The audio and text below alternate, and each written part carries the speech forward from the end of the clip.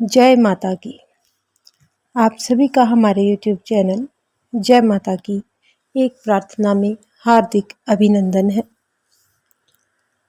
आज हम अपने इस चैनल के माध्यम से आपको माँ लक्ष्मी और भगवान विष्णु जी के एक पुत्र एक वीर की कथा को सुनाएंगे। उससे पहले यदि आप हमारे चैनल पर अभी नए आए हैं या मेरी आवाज़ को पहली बार सुन रहे हैं तो कृपा करके चैनल को सब्सक्राइब कर लीजिए और घंटी जैसे दिखने वाले बटन को भी दबा लीजिए ताकि आने वाली नई वीडियो की नोटिफिकेशन आपको सबसे पहले और आसानी से मिल सके। तो शुरू करते हैं आज की कथा माँ लक्ष्मी और भगवान श्री विष्णु जी के पुत्र एक वीर की कथा। एक समय की बात है, भगवान विष्णु जी ने अपने प्राणों से भी प्रिय पत्नी लक्ष्मी जी को घोड़ी होने का शाप दे दिया था। इसी कारणवश माँ लक्ष्मी जी घोड़ी बनकर यमुना और तमसा नदी के संगम स्थान पर रह रही थी। उस स्थान पर रहकर देवी लक्ष्मी ने भगवान शंकर जी की आराधना की। लक्ष्मी जी की तपस्या से प्रसन्न होकर भगवान शिव ने उन्हें वरदान दिया। भगवान शिव ने कहा कि देवी, आप शीघ्र ही अपने पति भगवान विष्णु का सानिध्य प्राप्त करोगी और आप एक पुत्र की माता बनने के पश्चात विष्णु जी से कहे अनुसार इस शाप से मुक्त होकर पुनः वैकुंठ लोक को चली जाएंगी। लक्ष्मी जी को वरदान देकर भगवान शंकर पार्वती माता सहित अपने धाम कैलाश पर आ गए। भगवान शिव जी ने अपने चित्र रूप को बुलाया और कहा कि चित्र रूप, तुम अभी इसी वक्त वैकुंठ को जाओ। वहां जाकर भगवान नारायण को मेरा एक संदेश कहना। उनसे कहो कि वे उस स्थान पर जाएं जहां पर मां भगवती लक्ष्मी घोड़ी का रूप धारण करके रह रही हैं। शिवजी ने उन्हें यह वरदान दिया है कि भगवान विष्णु उनसे आकर मिलेंगे। इसीलिए उस वरदान को फलित करने के लिए भगवान विष्णु यमुना और तमसा नदी के संगम स्थान पर जाकर अपनी पत्नी लक्ष्मी को पुनः वैकुंठ में वापस लेकर आए। भगवान शंकर की आज्ञा पाकर चित्र रूप उसी क्षण वैकुंठ को चले गए। वहां भगवान विष्णु के भवन के पास पहुंचकर विष्णु जी के द्वारपाल द्वारा जय और विजय से कहा कि आप लोग अंदर जाकर भगवान विष्णु जी को यह सूचना दीजिए कि भगवान शिव के दूत चित्र रूप आपसे भेंट करने के लिए आए हैं। चित्र रूप की बात को मानकर जय विष्णु जी के भवन में गए। जय ने विष्णु जी से कहा कि प्रभु शिव जी के दूत चित्र रूप आए हैं और आपसे भेंट करने की इच्छा रखते हैं।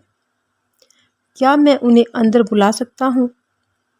तो विष्णु भगवान जी ने कहा कि जय आदर सत्कार के साथ उन्हें अंदर लेकर आओ। उसके बाद चित्र रूप भगवान विष्णु के भवन में जाकर उन्हें प्रणाम करते हैं। चित्र रूप वह सारी बातें कह सुनाते हैं जो भगवान शिव ने विष्णु जी से कहने के लिए उन्हें कहा था। चित्र रूप की बातें सुनकर विष्णु जी कहते हैं कि हे वत्स, मैं अवश्य ही लक्ष्मी जी से भेंट करने जाऊंगा। शिव जी के वरदान के अनुसार उन्हें वापस भी मैं लेकर आऊंगा। तुम अभी कैलाश चले जाओ। इतना कहकर भगवान विष्णु यमुना और तमसा नदी के संगम स्थान पर आते हैं। वहां देवी लक्ष्मी घोड़ी के रूप में विष्णु जी की प्रतीक्षा कर रही थी। उस समय भगवान विष्णु जी ने भी एक सुंदर घोड़े का रूप बना लिया था। यमुना और तमसा नदी के संगम स्थान पर उपस्थित देवी लक्ष्मी ने देखा कि एक घोड़ा उनकी तरफ ही आ रहा है। तब वह तुरंत पहचान गई कि यह घोड़ा और कोई नहीं, स्वयं भगवान विष्णु जी हैं, जो घोड़े का रूप धारण करके उनसे मिलने के लिए आ रहे हैं।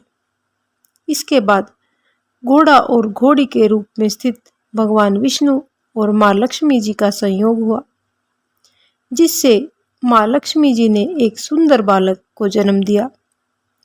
इस बालक का नाम विष्णु जी ने है रखा। बालक को जन्म देते ही भगवान विष्णु जी उनकी पत्नी लक्ष्मी जी से कहते हैं कि देवी, अब तुम अपने वास्तविक दिव्य रूप को धारण करो, हम लोग बैकुंठ को चले जाते हैं। इस बालक को हम यहीं छोड़कर चलते हैं। मैंने पहले ही इसके पालन पोषण की व्यवस्था कर दी है। देवी लक्ष्मी और विष्णु जी वैकुंठ जाने के लिए तैयार हो गए। तब माँ लक्ष्मी जी पुत्र मोह में पड़कर विष्णु जी से कहती हैं कि हे प्रभु, क्या हम इस बालक को अपने साथ लेकर नहीं जा सकते? यह अकेला बालक इस घने जंगल में यहाँ पर कैसे रह सकता है? तब विष्णु जी कहते हैं कि देवी, मेरी बात को ध्यान से सुनो। हरिवर्मा नाम के एक राजा हैं। उन्होंने पुत्र प्राप्ति करने के लिए मेरी तपस्या की है। पूरे 100 वर्षों में मेरी तपस्या वो कर रहे हैं। मैं अभी उनके पास जाकर उन्हें वरदान देता हूँ कि वह मेरे द्वारा उत्पन्न पुत्र को अपना ले।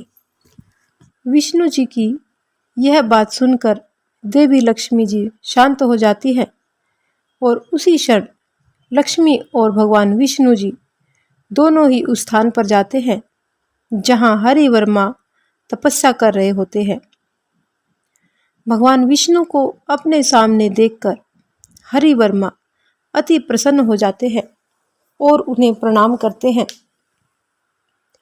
भगवान विष्णु हरिवर्मा से कहते हैं कि हरिवर्मा, तुमने मेरे जैसे ही पुत्र की प्राप्ति के लिए 100 वर्षों तक बहुत ही कठिन तपस्या की है। इसलिए अब मैं तुम्हारी ये इच्छा को पूर्ण करने के लिए मैंने एक पुत्र उत्पन्न किया है। इस समय मेरा वह बालक तमसा और यमुना नदी के संगम स्थान पर है। तुम इसी क्षण वहां जाकर उसे अपनी राजधानी को लेकर लौट जाओ। भगवान विष्णु का यह वरदान पाकर हरिवर्मा बहुत प्रसन्न हो जाते हैं और उसी क्षण उस स्थान के लिए प्रस्थान कर देते हैं जहां पर वह बालक था। इधर जहां जमुना और तमसा नदी के संगम स्थान पर एक बालक उपस्थित था, चंपक नाम के एक राजा अपनी पत्नी मदालसा के साथ आते हैं। बालक को देखते ही मदालसा के मन में उसे अपना पुत्र बनाने की इच्छा उत्पन्न हो जाती है। तब चंपक और मदालसा दोनों ही यह पूछने के लिए कि यह बालक किसका है, बालक को लेकर अपने विमान में बैठकर भगवान इंद्र के पास जाते हैं। चंपक और मदालसा को बालक के साथ वहां पर आया हुआ देखकर इंद्र कहते हैं कि इस बालक को तुम अपने घर नहीं ले जा सकते, क्योंकि यह भगवान विष्णु और माँ लक्ष्मी जी का पुत्र है। भगवान विष्णु ने राजा हरिवर्मा के लिए ही इसे उत्पन्न किया है। इसलिए तुम इस बालक को लेकर उसी स्थान पर रख दो जहां से तुम इसे लाए हो, क्योंकि राजा हरिवर्मा शीघ्र ही उस स्थान पर पहुंचने वाले हैं। इंद्र की आज्ञा को सुनकर राजा चंपक उस बालक को उसी स्थान पर रखते हैं जहां से उसे लाए थे। इतने में ही राजा हरिवर्मा वहां पर पहुंच जाते हैं। वहां पर विष्णु जी के उस पत्र को देखकर वे बहुत प्रसन्न होते हैं और उसे लेकर अपनी राजधानी को चले आते हैं। जब मंत्रियों को और रानी को यह बात पता चला कि हरिवर्मा पुत्र के साथ राजधानी की ओर आ रहे हैं, तब उन्होंने राजधानी के बाहर जाकर उनका स्वागत सत्कार किया। उस बालक को देकर हरिवर्मा की पत्नी बहुत ही सुखी हुई। राजा हरिवर्मा ने अपने बालक को समस्त विद्याएं सिखाई और उस बालक का नाम एकवीर रखा। जब वह बालक बड़ा हो गया तब उसे राजा बनाकर वे स्वयं ही भगवान की आराधना करने के लिए जंगल में चले गए।